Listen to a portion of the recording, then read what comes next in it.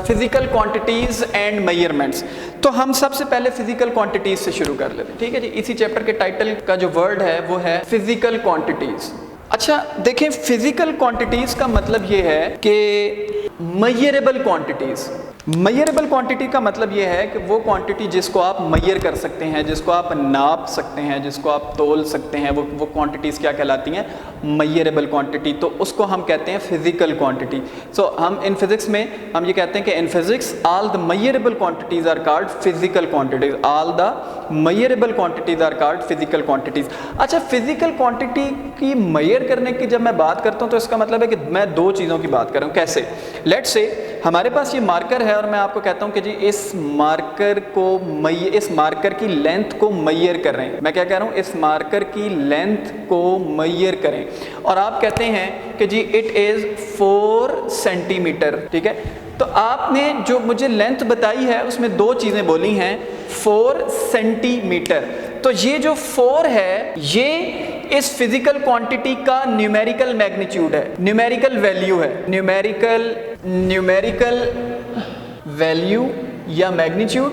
और ये जो सेंटीमीटर आपने बोला है ये इसका यूनिट है, ठीक है। तो फिजिकल क्वांटिटी के पास दो कैरेक्टरिस्टिक होने चाहिए, एक उसको न्यूमेरिकल वैल्यू होनी चाहिए और एक उसका यूनिट होना चाहिए, ठीक है।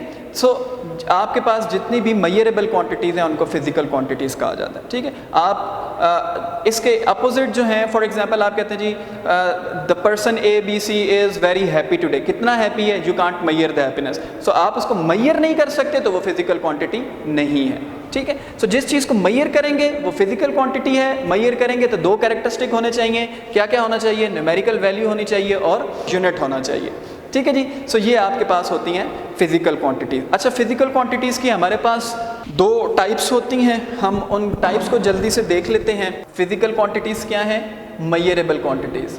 मेजरेबल क्वांटिटीज़, फिजिकल क्वांटिटीज़ क्या है? मेजरेबल क्वांटिटीज़ हैं, ठीक है। और इनकी दो टाइप्स क्या हैं? एक को हम कहते हैं बेस क्वांटिटी और एक को हम कहते हैं डिराइव्ड क्वांटिटी, ठीक है जी।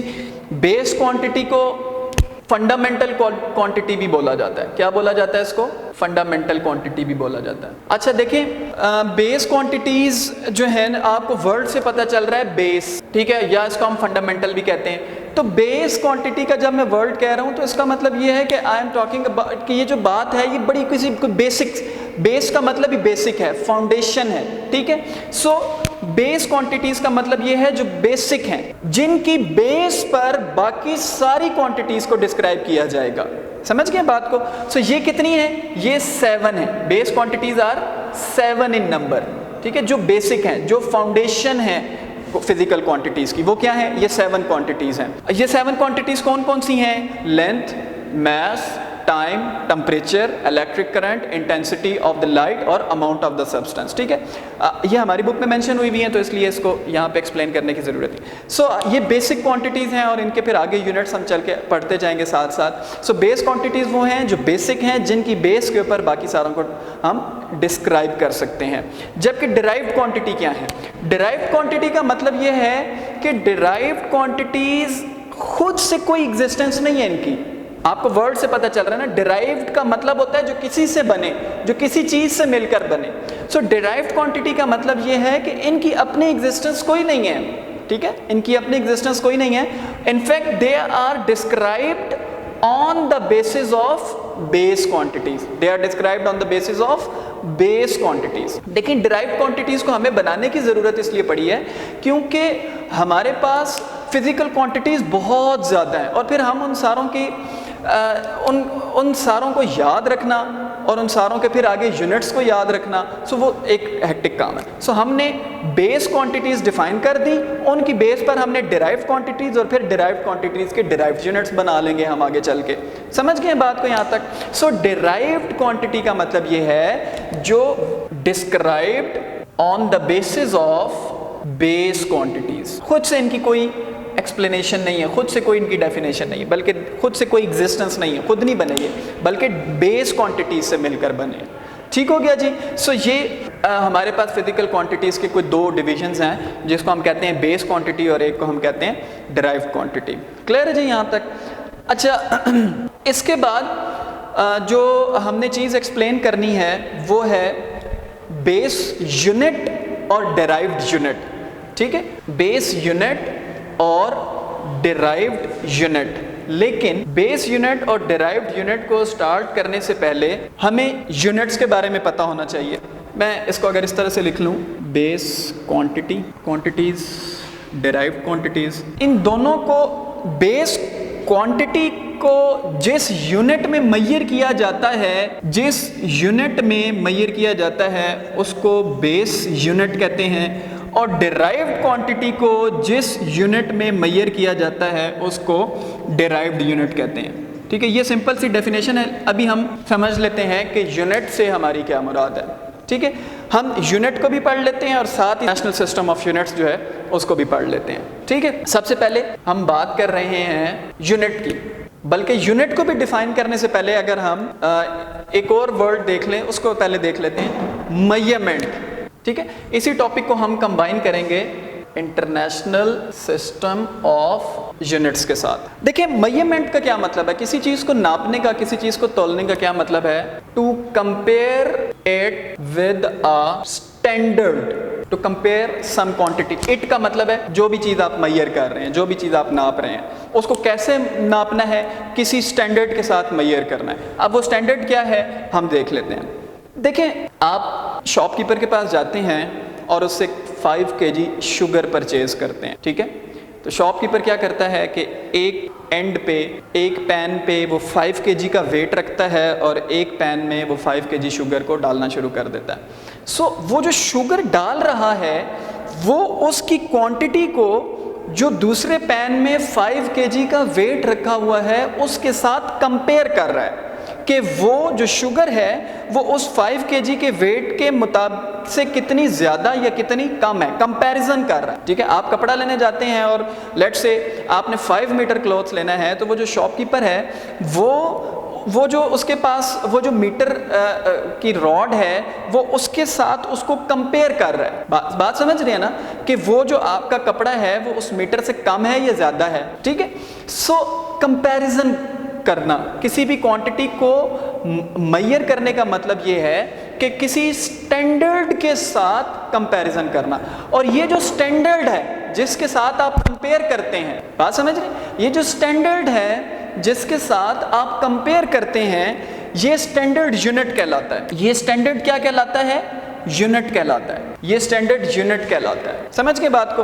अच्छा, अब ये यूनिट बने किस तरह से हैं देखें, और फिर यूनिट बनाने की ज़रूरत क्यों महसूस हुई। देखें, जैसे जैसे जो वर्ल्ड है वो एक्सपैंड होती गई और हमारे पास जो एक्सचेंज ऑफ द मटेरियल है, जो एक्सचेंज ऑफ द नॉलेज है वो बढ़ता गया, तो इस exchange of the material, international trade को आसान बनाने के लिए हमें ज़रूरत महसूस हुई यूनिट्स बनाने की। मैं इसको सिंपल सी मिसाल इस तरह से दे देता हूँ कि फॉर एग्जांपल आप यहाँ से कोई चीज़ 1 kg अगर किसी भी मुल्क में भेजते हैं तो वो जो यहाँ से 1 kg है वो फिर हर जगह पे 1 kg ही है।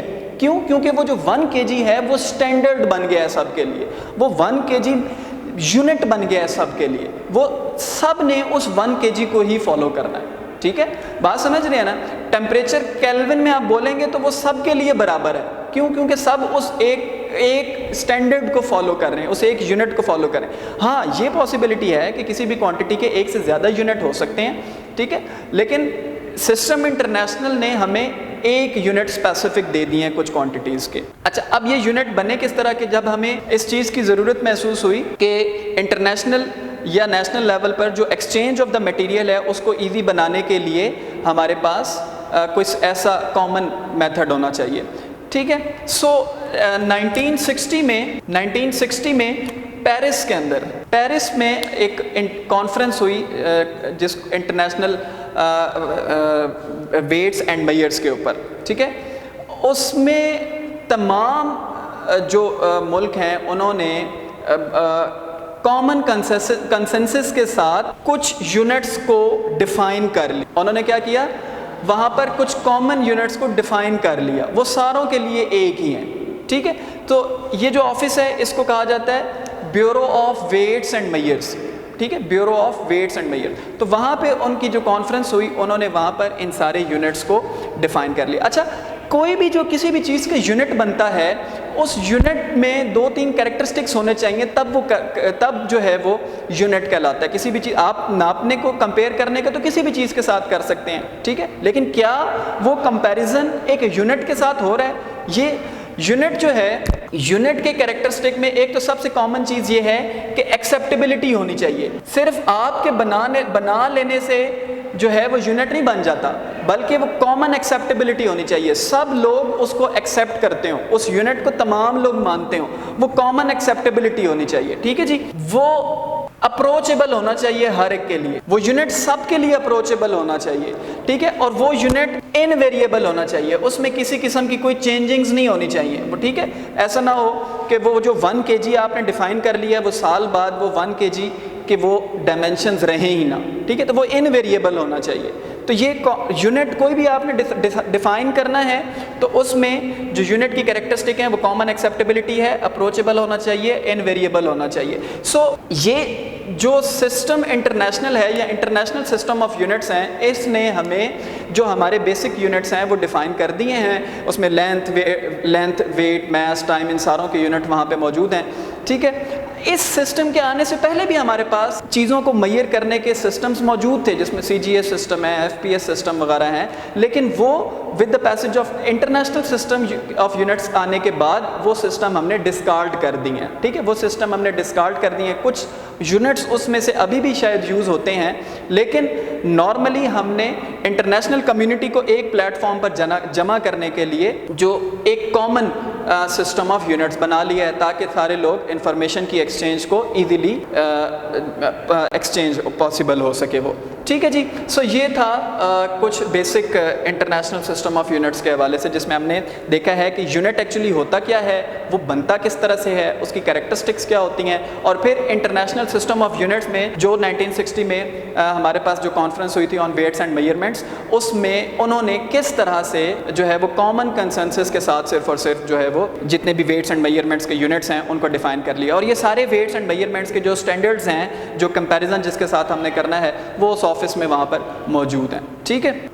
इसके बाद हमने बात करनी है बेस यूनिट। अब हम यूनिट को समझ लिया हमने, क्योंकि तो हम बात करेंगे डिराइव्ड बेस यूनिट और डिराइव्ड यूनिट्स की। अच्छा देखें, मैंने आपको यहाँ पे कहा था कि वो यूनिट क्या है, वो स्टैंडर्ड है। वो यूनिट जो बेस क्वांटिटी को मेजर करेगा वो क्या कहलाएगा, बेस यूनिट कहलाएगा, और वो यूनिट जो डिराइव्ड क्वांटिटी को मेजर करेगा वो क्या कहलाएगा, डिराइव्ड यूनिट कहलाएगा। जिस तरह बेस क्वांटिटी को हम फंडामेंटल क्वांटिटी कहते हैं, तो इसी तरह बेस यूनिट को हम फंडामेंटल यूनिट भी कह सकते हैं। सो बेस यूनिट्स वो यूनिट्स हैं जो बेस क्वांटिटी को डिस्क्राइब कर रहे हैं, ठीक है जी।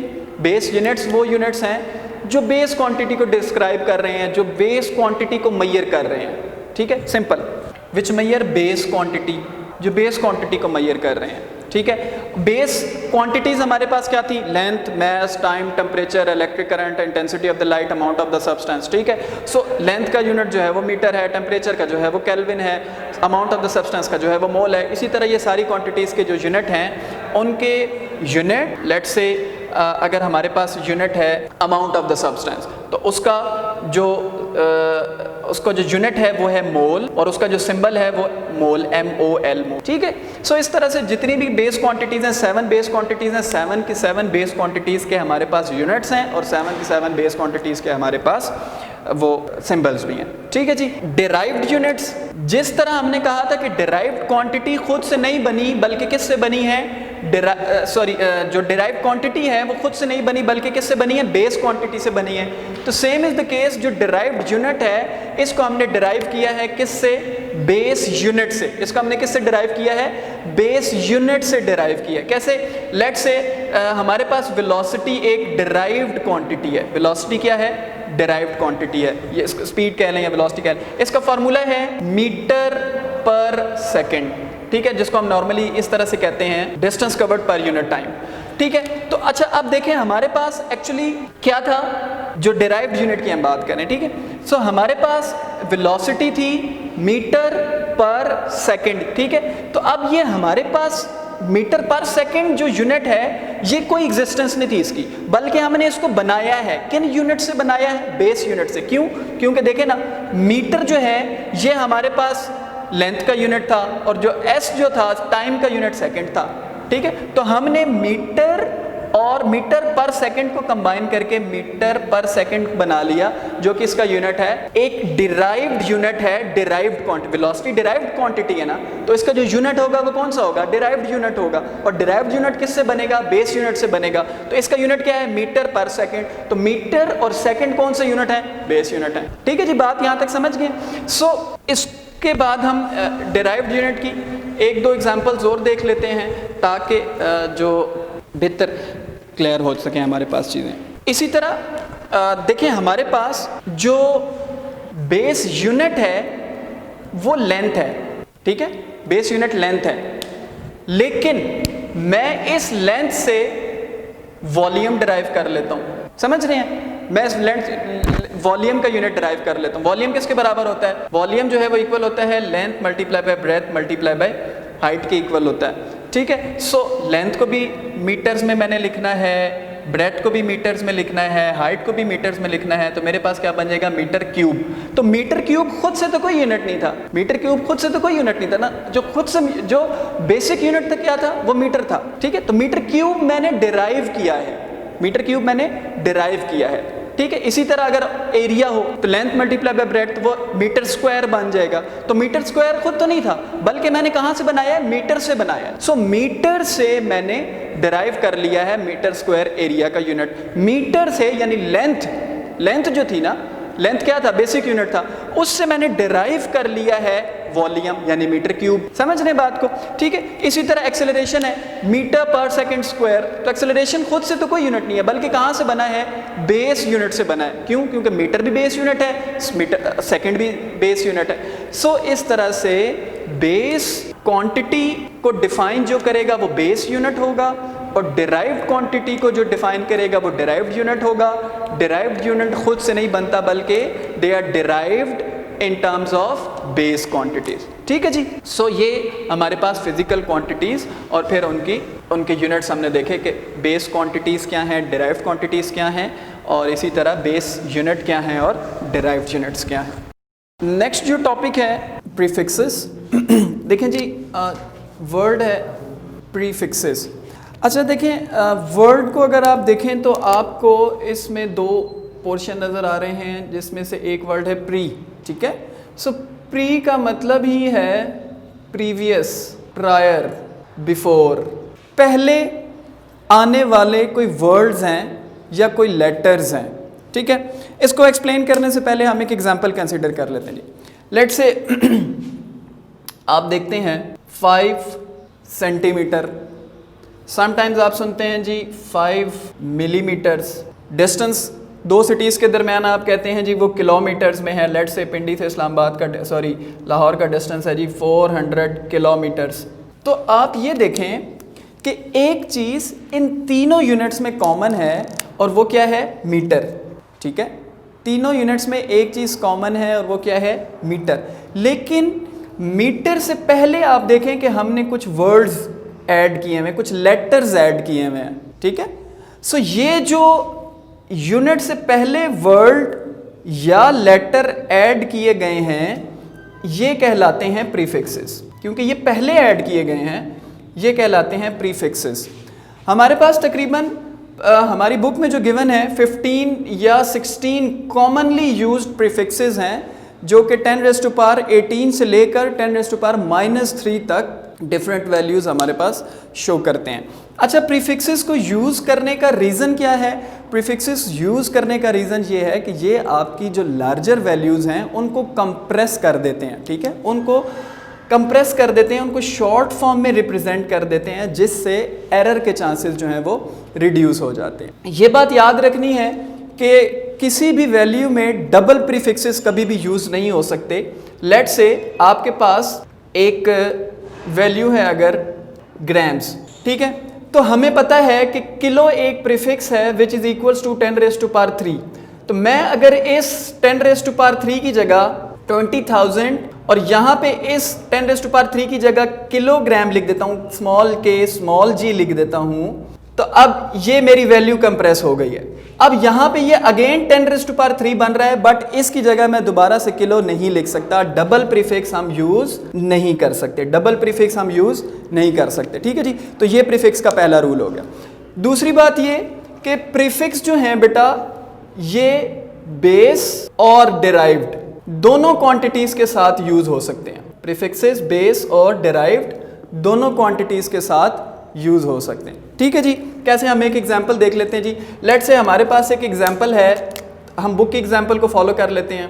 हर्ट्ज, प्रीफिक्सेस के टेबल में हमारे पास एक प्रीफिक्स है 10⁻⁶ is equals to mega.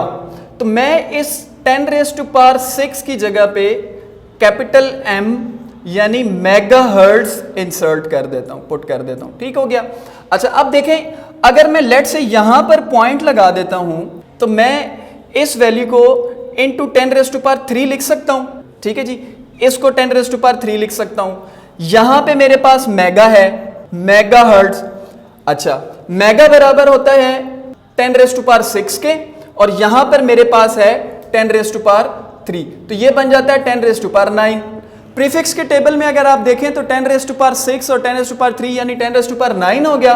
10⁻⁹ equal है गीगाहर्ट्ज के। तो इसका मतलब यह है कि मैं इन दोनों को कलेक्टिवली गीगाहर्ट्ज लिख सकता हूं। सो हमने इतनी बड़ी वैल्यू को कंप्रेस करके प्रीफिक्स की हेल्प से छोटा सा करके लिख दिया। सिर्फ हमने क्या किया है, एक लेटर एक वर्ड ऐड किया है। सो ये जो लेटर है, ये जो वर्ड है, जो कि आप यूनिट से पहले यूज कर रहे हैं, ये प्रीफिक्स कहलाता है। ये क्या कहलाता है? प्रीफिक्स कहलाता है। नेक्स्ट टॉपिक है हमारा साइंटिफिक नोटेशन। अच्छा देखिए, साइंटिफिक नोटेशन एक्चुअली है क्या? देखिए, फिजिक्स में हमें नॉर्मली होता इस तरह से है कि हमारे पास जो फिजिकल क्वांटिटीज़ होती हैं वो या तो बहुत लेंथी होती हैं या समटाइम्स वो बहुत स्मॉल हो सकती हैं, ठीक है। सो उन क्वांटिटीज़ को लिखना, उसमें चांसेस हैं कि आपके पास एरर बहुत ज़्यादा होंगे। अगर आप उसको इनके सही लिख भी लेते हैं तो उसको इंटरप्रेट करना एक मसला हो सकता है। लेट्स से आप देखें, आपके पास फिजिक्स में क्वांटिटी एक डिस्टेंस आता है, distance from earth to the moon. अब वो इतना ज़्यादा डिस्टेंस है, ठीक है जी, मिलियंस ऑफ किलोमीटर्स का डिस्टेंस है। या इसी तरह समटाइम्स आपके पास बहुत स्मॉल वैल्यूज़ होती हैं। आप एटॉमिक फिजिक्स लेवल पर डील कर रहे हैं, आपके पास mass of the proton, mass of the electron या इस तरह की कुछ वैल्यूज़ हैं, ठीक है। सो इन वैल्यूज़ को लिखना और इंटरप्रेट करना, इसमें चांसेस हैं कि आपके पास एरर ज़्यादा होंगे। सो उन एरर से बचने के लिए और अपने आप को कन्वीनियंस प्रोवाइड करने के लिए हमने जो मेथड यूज़ किया है वो है साइंटिफिक नोटेशन। बेटा, साइंटिफिक नोटेशन में करना सिर्फ और सिर्फ ये है कि हमने जो भी गिवन वैल्यूज़ हैं उनको रिप्रेजेंट करना है 10 की पावर्स की फॉर्म में या एक्सपोनेंशियल फॉर्म में, ठीक है जी। एक्सपोनेंशियल फॉर्म में रिप्रेजेंट करना है, 10 की पावर्स की फॉर्म में उसको सिंपली रिप्रेजेंट करना है, ठीक है जी। अच्छा, लेट्स से मेरे पास एक वैल्यू है, ये वैल्यू है, ठीक है जी। मैं एग्जांपल के तौर पर इसको कंसिडर करूं, वैसे ये वैल्यू उससे भी ज़्यादा हो सकती है, आप कई ज़ीरो लगा सकते हैं, लेकिन हम समझने के लिए हमने सिर्फ 2 रूल समझने हैं साइंटिफिक नोटेशन के लिए, दैट्स अनफ। लेट्स से ये एक वैल्यू है, देखें इसमें मेरे पास 1 2 3 4 5 6 7 8 ज़ीरोज़ हैं और मैंने इसको रिप्रेजेंट करना है साइंटिफिक नोटेशन में। साइंटिफिक नोटेशन में रिप्रेजेंट करने के लिए देखें बेटा, मैं क्या करूंगा, हमें पता है, ये अंडरस्टूड होता है, मैथ का रूल है कि जो भी वैल्यू इस तरह की होती है उसमें यहाँ पर पॉइंट होता है, ठीक है, डेसिमल होता है। मुझे करना यह है कि मुझे इस डेसिमल को मूव करवा के लेके जाना है यहाँ पर, यानी डेसिमल से पहले एक डिजिट आपके पास होना चाहिए। ये प्रेफर्ड फॉर्म है। वैसे आप चाहें तो यहाँ पे भी डेसिमल पुट कर सकते हैं, यहाँ पे भी कर सकते हैं, लेकिन स्टैंडर्ड फॉर्म ये है कि आपके डेसिमल से पहले एक डिजिट होना चाहिए, ठीक है जी। मैं इसको साइंटिफिक नोटेशन में रिप्रेजेंट करता हूँ और मैं यहाँ पर 3 पॉइंट, यहाँ पे मैंने पॉइंट लगा लिया। अब मैं देखें कि पॉइंट के बाद मेरे पास कितने डिजिट्स हैं, 1 2 3 4 5 6 7 8। तो मैं इसको लिख लूंगा 3.0 इंटू 10⁸8। अगर ये कुछ भी है, ये मीटर्स भी हो सकता है, ये किलोमीटर्स भी हो सकता है, ये कोई भी वैल्यू हो सकती है, ठीक है। सो मैंने, या इसको आप सिंपल और भी याद रखने के लिए ये वाली एग्जांपल भी कंसीडर कर सकते हैं कि इस पॉइंट को यहाँ से आप उठाएं 1 2 3 और आप इसको जंप करवाते हुए 8 पोजीशंस तक ले जाएं, ठीक है। सो आपने इतनी बड़ी वैल्यू को एक्सपोनेंशियल फॉर्म में रिप्रेजेंट कर दिया है जिससे अब एरर के चांसेस रिड्यूस हो गए। अगर आपको ये वैल्यू इवन के कैलकुलेटर पे भी पुट करनी पड़े, कंप्यूटर पे भी पुट करनी पड़े, सो देयर आर चांसेस कि आप वहाँ पर मिस्टेक करें, लेकिन 10⁸ अगर आपने लिखना है तो फिर उसमें एरर के चांसेस कम है। अच्छा, इसी तरह एक और एग्जांपल हम कंसिडर कर लेते हैं जिसमें हम किसी बहुत छोटी वैल्यू के साथ डील करते हैं। लेट्स से जी हमारे पास एक एग्जांपल है 1 2 3 4 5 6, लेट्स से इस तरह में लिख, ठीक है जी। अब इस वैल्यू, ये बहुत स्मॉल वैल्यू है, मुझे इसको साइंटिफिक नोटेशन में एक्सप्रेस करना है। मैंने अब इस पॉइंट को यहां से उठाना है और यहां पर लाना है, ठीक है। तो मैं क्या करूंगा, 1.9 इंटू 10⁻⁻1 2 3 4 5 6 7 -7 10⁻⁻7। अच्छा, अब देखिए मैंने इसको लेफ्ट टू राइट मूव करवाया है तो मैंने इसके साथ -7 लिखा, ठीक हो गया। इसको, इन दोनों रूल्स को हम याद रखने के लिए एक छोटा सा स्केच ड्रॉ कर लेते हैं। देखिए ये आपके पास ना डेसिमल पॉइंट, ये आपके पास क्या है, डेसिमल पॉइंट है, जिसको आपने साइंटिफिक नोटेशन में लिखते हुए या तो लेफ्ट टू राइट या राइट टू लेफ्ट मूव करवाना। देखिए किसी बहुत बड़ी वैल्यू को अगर आपने रिप्रेजेंट करना है और आपने डेसिमल यहां से टुवर्ड्स लेफ्ट मूव करवाना है, ठीक है, टुवर्ड्स लेफ्ट मूव करवाना है, तो जो आपकी 10 की पावर है, जो एक्सपोनेंट है, वो इंक्रीज होगी, दैट विल मूव अप, ठीक हो गया, दैट विल मूव अप। और अगर आपके पास कोई बहुत स्मॉल वैल्यू है जिसको आप वहां से उठाकर राइट साइड के ऊपर ला रहे हैं, तो जो आपके पास एक्सपोनेंट है 10 की पावर जो है उसकी वैल्यू डिक्रीज होती जाएगी, यानी आपने 10 की वैल्यू के साथ, 10 की पावर के साथ माइनस ऐड करना है, ठीक है जी। ये आपको सिर्फ देखें, हमने एक्चुअली सिर्फ और सिर्फ इस डेसिमल को मूव करवा के 10 की पावर बनानी है, ऐसे ही है ना। हमने बहुत बड़ी वैल्यू को रिप्रेजेंट करना है या बहुत स्मॉल वैल्यू को रिप्रेजेंट करना है, तो दोनों केसेस में हम इस डेसिमल को मूव करवाते हैं टुवर्ड्स लेफ्ट और toward right. Towards left move करवाएंगे तो एक्सपोनेंट बढ़ती जाएगी, टुवर्ड्स राइट मूव करवाएंगे तो एक्सपोनेंट कम होती जाएगी। से मुराद ये है कि 10 की पावर के साथ माइनस। अब आपके पास जो भी वैल्यू हो, आप सिर्फ इस एक रूल को फॉलो करें और आप उसको साइंटिफिक नोटेशन में लिख सकते हैं। इस तरह बेशुमार हमारी बुक में भी एग्जाम्पल गिवन है और आप अपनी प्रैक्टिस के लिए कहीं और भी वैल्यूज देखकर साइंटिफिक नोटेशन को प्रैक्टिस कर सकते हैं।